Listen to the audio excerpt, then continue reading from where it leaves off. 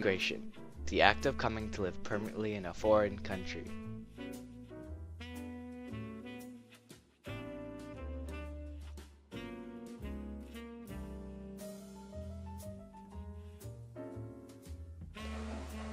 When did you come to the United States? When? 1949. 1949? Yeah. Why did you come to the United States? My dad, he sent for me. Why? Well, just leave it early, come over here in the United States, leave it with him, I guess. Why did he come to the United States? He was over here working, I don't know. Do you know where he was working? He was working the railroad, same Railroad? place I'm working, yeah. Here in Washington? Pasco, yeah. How long did it take to cross the ocean? 10 days. 10 days? 10 days, yeah. Was it expensive? What? Was it expensive? Oh no, my dad, he pay everything. My mother and I, mom and I, what with me, see, we both come over here to the United States. Yeah. Where did you come from in Italy? Huh? What city did you come from? Barbarossa. Where That's the name of the town. That's the state, like the state of Washington. It was a Cosenza. That's a Calabria. Where is that in Italy? Where it was in Italy? On the hill of the Boots. Oh, on the boot. And the Boots, yeah. Many were peasants getting pushed out by Europe's Industrial Revolution, or seeking relief from a lack of economic opportunity. Many were still pushed out of their homeland.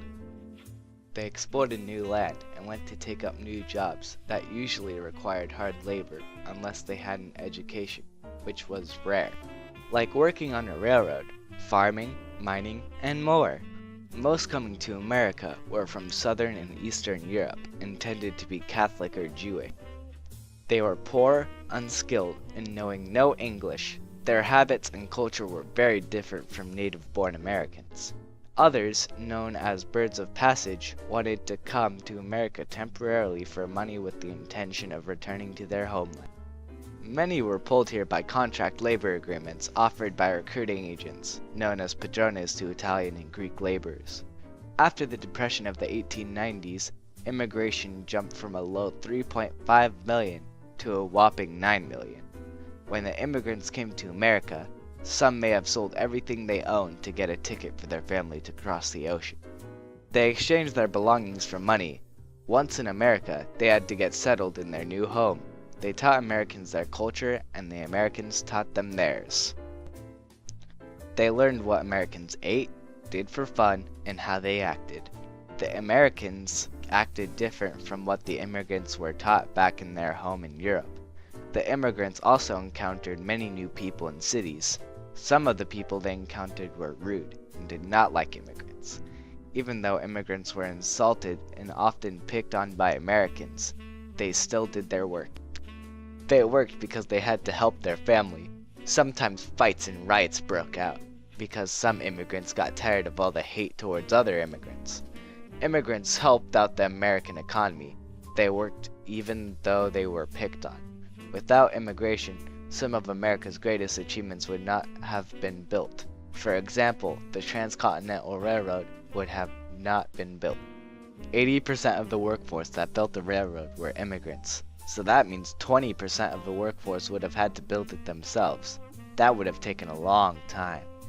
After the Civil War, the average New York City employer was making about $541 because immigrants were working. Many of the mining plants would have had a lack of workers. Many immigrants went to work for them. Also after the Civil War, immigrants went to work on farms because the slaves were free. Immigrants entering the United States who could not afford first or second class passage came to the processing center at Ellis Island, New York. Built in 1892, the center handled some 12 million European immigrants, herding thousands of them a day through the barn-like structure during the peak years for screening. For the newcomers arriving without family, some solace could be found in the ethnic neighborhoods populated by their fellow countrymen. Here, they can converse in their native tongue, practice their religion, and take part in cultural celebrations that help ease the loneliness. Most industries offered hazardous conditions and very low wages. Urban housing was overcrowded and unsanitary. Many found it very difficult to accept. An old Italian saying summed up the difficulties felt by many. I came here to America because I heard the streets were paved with gold. When I got here, I found out three things. First, the streets were paved with gold. Second, they weren't paved at all. And third, I was expected to pave them. In spite of the difficulties, few gave up and returned home. Between 1900 and 1915, more than 15 million immigrants arrived in the United States. That was about equal to the number of immigrants who have arrived in the previous 40 years combined. In 1910, 3/4 of New York City's population were either immigrants or first-generation Americans. At the same time, the United States had difficulty absorbing the immigrants. Most of the immigrants chose to settle in American cities, where jobs were located. As a result, the cities became ever more crowded. In addition, city services often failed to keep up with the flow of newcomers. Most of the immigrants did find jobs, although they often worked in jobs that most native-born Americans would not take. Over time, however, the immigrants succeeded at bettering their condition. In the 1950s and the 1960s, many people felt that the old immigration laws were not fair. Businesses also needed more workers. In 1965, the government passed the Immigration and Nationality Law.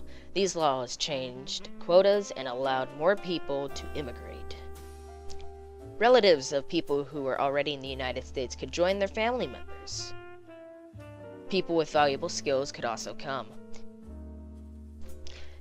In the late 1900s, many refugees left their countries to escape war, persecution, or hunger. President Jimmy Carter said, "It was a simple human duty to help them." Many immigrants came to the United States because they saw it as a land of freedom. They often built communities with other refugees from their home country. Their lives were hard. Still, they added to the economy and the culture of the United States of America. In the 1920s, Congress passed laws to limit immigration. The government used quotas. The quotas limited the number of people that could immigrate. The total number of immigrants dropped to 240,000 a year. The government gave each country a quota. Some countries, such as England and Germany, had higher quotas. Other countries, such as Italy and Spain, had low quotas. Few Asians or Africans were allowed to enter the country. The main attraction of the United States for the early immigrants was the abundance of cheap or free land. Most of this had gone by now, and the main desire was for the high wages being paid in the industrial cities. In 1910, 3/4 of the population of New York, Chicago, Detroit, and Boston consist of first and second generation immigrants. In the end, immigration helped out our great American culture, our great American history, and our ancestral backgrounds. Without immigration, many high labor jobs would have not been accomplished.